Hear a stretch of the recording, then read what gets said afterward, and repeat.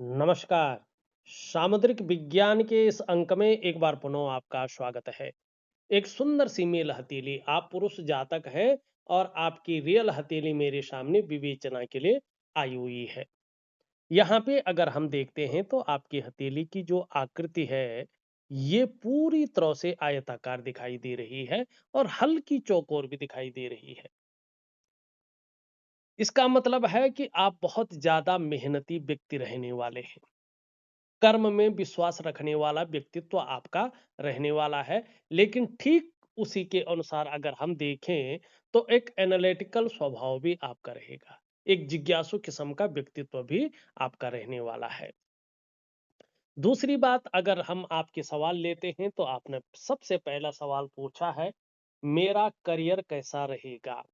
Career का अगर हम मामला देखते हैं तो आप अपनी करियर और धन की रेखा को देखेंगे तो एक शानदार अवस्था में उभर रही है। इसका मतलब है कि आने वाले समय में करियर और धन के मामले में आप बहुत भाग्यशाली इंसान रहने वाले हैं। आने वाले समय में आपको बहुत अच्छी जो है स्टेबिलिटी मिलने वाली है और ग्रोथ बहुत उच्च स्तर की मिलेगी, इसमें कोई दो राय नहीं दिखाई दे रही है।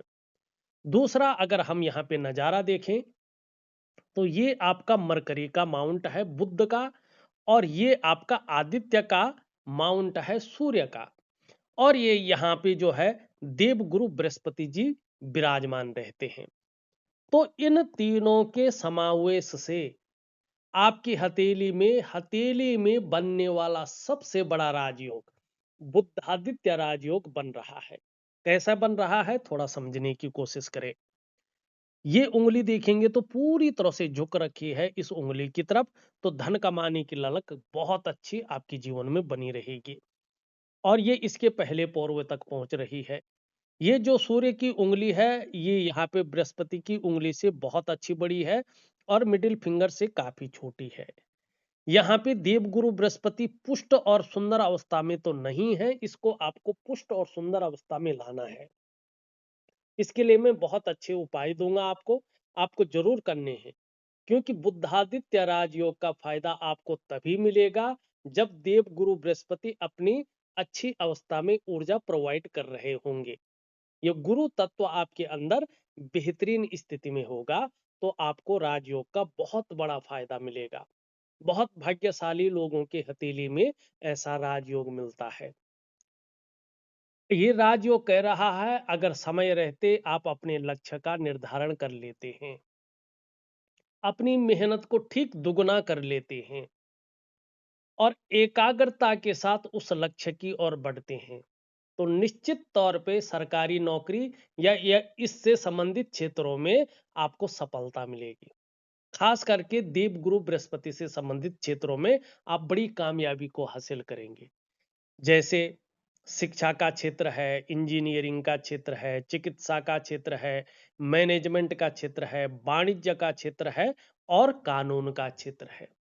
इन क्षेत्रों में अगर आप एकाग्रता के साथ मेहनत करते हैं, मेहनत को दुगना कर लेते हैं, अपने लक्ष्य का निर्धारण कर लेते हैं, तो सरकारी नौकरी या इससे संबंधित क्षेत्रों में आपको बड़ी कामयाबी मिलने वाली है और ये चीज स्टेबिलिटी की ओर आपको ले जाएगी। उसमें भी एक शुभ चिन्ह देखेंगे आप, आपकी बृहस्पति पर्वत पे शानदार स्थिति यहाँ पे आ रही है। दो वर्ग के साइन यहाँ पे स्पष्ट तरीके से बन रहे हैं। यहाँ पे ये बता रहा है कि यदि आप मेहनत दुगना कर लें, अपने लक्ष्य का निर्धारण कर लें और देवगुरु बृहस्पति को पुष्ट कर लें, तो आप हमेशा कुशल प्रशासक रहेंगे। चाहे आपने साधारण घराने में जन्म ले लिया हो, तो भी आप अत्यंत उच्च पद तक पहुंचेंगे और पूरे समाज में सम्मान पाएंगे, प्रतिष्ठा की प्राप्ति होगी। ये यहाँ पे स्पष्ट बता रहा है। दूसरा, ये बता रहा है कि आपके अंदर ऐसी नॉलेज रहने वाली है कि उसकी आप टीचिंग तक दे सके। बहुत अच्छा है ये। तीसरा, ये बता रहा है ये योग और इसके साथ देवगुरु बृहस्पति, अगर 1% आप सरकारी नौकरी या इससे संबंधित क्षेत्र में कार्य न कर पाए या आपकी रुचि नहीं रहे, कोई भी चीज हो सकती है, तो फिर आपके लिए बहुत शानदार है व्यापार करना। फिर आप व्यापार में उत्कृष्टता प्राप्त करेंगे, उत्कृष्ट व्यापारी बन जाएंगे। नौकरी करेंगे तो वैसे तो अधिकारी बनेंगे, और इस व्यापार के कारण आपकी प्रतिष्ठा होगी, आप जाने जाएंगे, आपकी एक पहचान बनेगी, आप एक ब्रांड बनकर उभर जाएंगे। लेकिन इसमें एक चीज का ख्याल रखिए। ख्याल क्या रखना है कि यहाँ पे कोबड़ है, ठीक है ना, इस बात का ध्यान रखिए। ये व्यक्ति बहुत शार्प माइंड का होता है, इंटेलिजेंट होता है, बहुत गूढ़ ज्ञान इसके अंदर रहता है, लेकिन पार्टनरशिप में धोखा खा लेता है। पार्टनरशिप में ऐसे लोगों को साझेदारी में काम नहीं करना चाहिए। और जीवन का जो प्रारंभिक दौर है उसमें ये थोड़ा सा संघर्ष देता है, उतार चढ़ाव भी देता है, कई बार अस्थिरता भी देता है, लेकिन आगे चलकर यही चीजें व्यक्ति को बहुत आगे ग्रो कराती हैं। एक दूसरा सवाल लूंगा, लेकिन उससे पहले एक छोटी सी चीज दिख रही है, इन दो चीजों के ऊपर आपको ध्यान रखना होगा। यहाँ पे देखेंगे तो ये आपकी जो है रिंग फिंगर है, और इसके नीचे का जो ये भाग है, ये सन माउंट है, ग्रहों का राजा। यहाँ पे ध्यान से देखें आप तो कहीं ना कहीं लग रहा है कि इस प्रकार से जो है एक सूर्य वलय बन रहा है, अभी बना नहीं है। तो आपको नियमित रूप से दिव्य सूर्य क्रिया जरूर करनी है, और मैं आपको सूर्य उपासना दूंगा, ये सूर्य उपासना भी आपको जरूर करनी है। और तीसरी चीज, मैं आपको दिव्य योग ध्यान क्रिया दूंगा, एक प्रकार का प्राणायाम है, योगा है, मेडिटेशन है, इसको जरूर करिएगा। बस आप दिव्य सूर्य क्रिया और मेडिटेशन भी कर ले तो आपके जीवन में ये दोष नहीं लगेगा। जब ये प्योर बन जाता है तो इसको अच्छा नहीं माना जाता है। ऐसे व्यक्ति मेहनती तो बहुत ज्यादा होता है, लेकिन क्या होता है कि संघर्ष ये जीवन में कहीं ना कहीं देता है, सूर्य के गुणों को क्षय करता है, आपके कार्यों में ये अवरोध को दिखाता है। ऐसे में व्यक्ति अपने कामों में ऊर्जा खूब लगाता है, लेकिन मेन समय पर आकर काम खराब हो जाता है, प्रतिफल नहीं मिल पाता है। ऐसे में व्यक्ति को अपने कामों में यश में कमी को भी ये दिखाता है। धन तो आएगा, लेकिन भाग्योदय लेट होगा, ठीक है ना।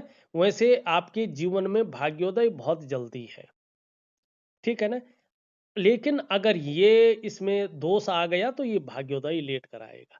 हाँ, ये बात तो अलग है कि 38, 42, 49 और 52 और 64, ये वर्ष आपको बहुत अच्छी तरक्की प्रदान करेंगे। 38, 42, 49, 52 और 64, ये वर्ष आपके तरक्की के बहुत अच्छे वर्ष हैं। और वैसे 35वें वर्ष के बाद से चीजों में बहुत स्थिरता और बहुत बेहतरीन स्थिति यहाँ पे आ रही है। अब थोड़ा सा आपने सवाल तो नहीं पूछा, पर देख लेते हैं। देवगुरु बृहस्पति यहाँ पे शनि की तरफ दृष्टि गोचर कर रहा है। मंगल से एक रेखा आके हृदय रेखा में समाहित हो रही है, और यूरिन रेखा हृदय रेखा से बहुत दूर है। ऐसे में अगर शादी नहीं हुई है तो शादी होने में देरी का संकेत करती है ये। वैसे जो योग बन रहा है 26 से 28वें वर्ष के बीच में शादी के बहुत सुंदर योग बन रहे हैं, लेकिन अगर शादी हुई नहीं है तो ये थोड़ा सा इसको और ज्यादा लंबा ले जा सकता है। तो इसके लिए अपने बृहस्पति को ठीक करें, साथ में मंगल की स्थिति को भी ठीक करें। क्षण भंगुर वाला गुस्सा ये दे सकता है आपको, ठीक है ना। तो इन चीजों से बच के रहें। दूसरा, मेरा स्वास्थ्य कैसा रहेगा, स्वास्थ्य का मामला देखें तो आगे चलकर स्वास्थ्य का मामला तो ठीक है, कोई इसमें बहुत बड़ी बीमारी या चीजें नहीं है। लेकिन अभी 2.5 वर्षों तक चंद्रमा और यहाँ पे जो है मंगल अच्छी स्थिति में नहीं बैठे हैं, ज्यादा ऊर्जा प्रोवाइड कर रहे हैं, संतुलित अवस्था में नहीं है। तो थोड़ा सा एंजाइटी की समस्या आ सकती है, पेट की दिक्कतें आ सकती हैं, ठीक है ना। क्षण भंगुर वाला गुस्सा हावी हो सकता है, ठीक है। तो इन चीजों के ऊपर आपको थोड़ा डिप्रेशन जिसको कहते हैं, उसकी संभावना भी रह सकती है। माने कोई ना कोई चीजें बनी रह सकती हैं स्वास्थ्य से संबंधित अभी 2.5 वर्षों तक। उसके बाद चीजें ठीक है। तो बस आपको दिव्य सूर्य क्रिया और दिव्य योग ध्यान क्रिया ज़रूर करनी है और सूर्य उपासना अगर कर सके तो ये भी मैं आपको दे रहा हूँ। तो इस अंक में बस इतना ही। एक नए अंक के साथ पुनः उपस्थित होऊँगा, तब तक के लिए नमस्कार।